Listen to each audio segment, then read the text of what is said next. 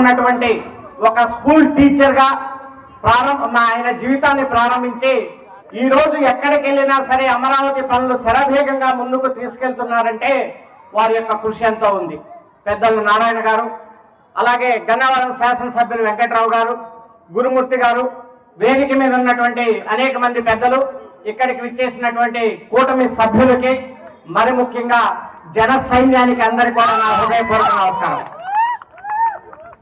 పెద్దలు బోడే ప్రసాద్ గారు స్థానికంగా ఉన్నటువంటి సమస్యలు ఏ రకంగా అభివృద్ధి చేస్తా ఉంది, ఎన్ని రోడ్లు అభివృద్ధి చేస్తా ఉంది, ఫ్యూచర్లో ఏ రోడ్లు అభివృద్ధి చేయాలి అనేటువంటిది ఆయన చాలా చక్కగా వివరించారు.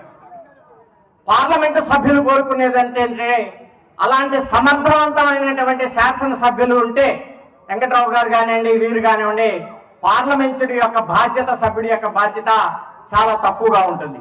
ఆ విషయంలో మా శాసనసభ్యులు చేస్తున్నటువంటి అభివృద్ధిని మొట్టమొదటిగా వారిని అందరినీ కూడా అభినందిస్తూ, ఒక పార్లమెంటు సభ్యుడిగా, మొన్న స్థానిక పార్లమెంటు సభ్యుడిగా మన ఏపీ యొక్క రాజధాని అమరావతి ఒక్కటే ఒక రాజధాని అనేటువంటిది పార్లమెంట్లో బిల్లు పాస్ చేసినప్పుడు చాలా సంతృప్తినిచ్చింది.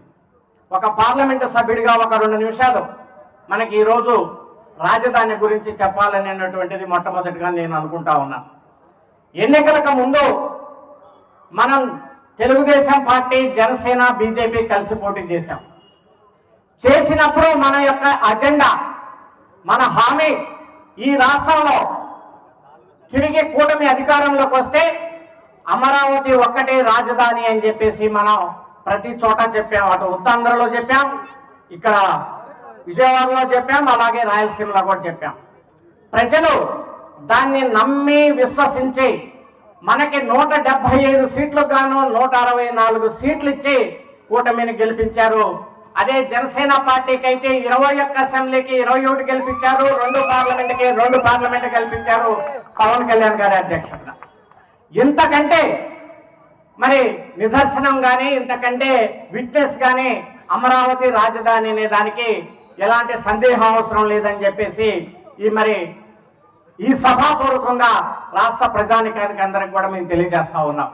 ఏదైనా మనం తీర్పు కోరాలి అంటే ప్రజల ఓట్ల ద్వారా కోరుతాం. దానికి స్పష్టమైనటువంటి మెజారిటీ ఇచ్చారు. మాట్లాడుతున్నారో మీరు ఒకసారి అర్థం చేసుకోవాలి. రెండో విషయం, వైజాగ్ వాళ్ళు క్యాపిటల్ సిటీ అన్నారు, మనం అమరావతి అన్నాం. వైజాగ్ లో కూడా పార్లమెంట్ సభ్యుడు అక్కడ భరత్గా పోటీ చేసినటువంటి వ్యక్తికి ఈ రాష్ట్రంలోనే హైయెస్ట్ మెజారిటీ 5,04,000 ఓట్లు ఇచ్చి ఆయన పార్లమెంట్కి పంపించారు. అది అమరావతి రాజధాని అని చెప్పేసి. అదే రకంగా అసెంబ్లీ సీటు కూడా పల్లా శ్రీనివాస్ గారిని దాదాపు హైయెస్ట్ మెజారిటీ రాష్ట్రంలో ఇచ్చి మాకు విశాఖపట్నంలో రాజధాని వద్దని చెప్పి అక్కడ ప్రజలే కోరుకున్నప్పుడు వైసీపీ వాళ్ళు ఈ రకంగా రోజుకొక మాట మాట్లాడటం మీ అవివేకానికి నిదర్శనం అని చెప్పేసి కూడా ఈ సందర్భంగా మీకు మనవి చేస్తా ఉన్నాను. ఒక్కసారి మీరు ఆలోచించండి. ఇంతకంటే చక్కటి ఉదాహరణ ఈ రాష్ట్రంలో ప్రజలకు ఇంకొకటి అవసరం లేదనేటువంటి విషయాన్ని కూడా ఈ సందర్భంగా మీ అందరికి కూడా తెలియజేస్తా ఉన్నాను.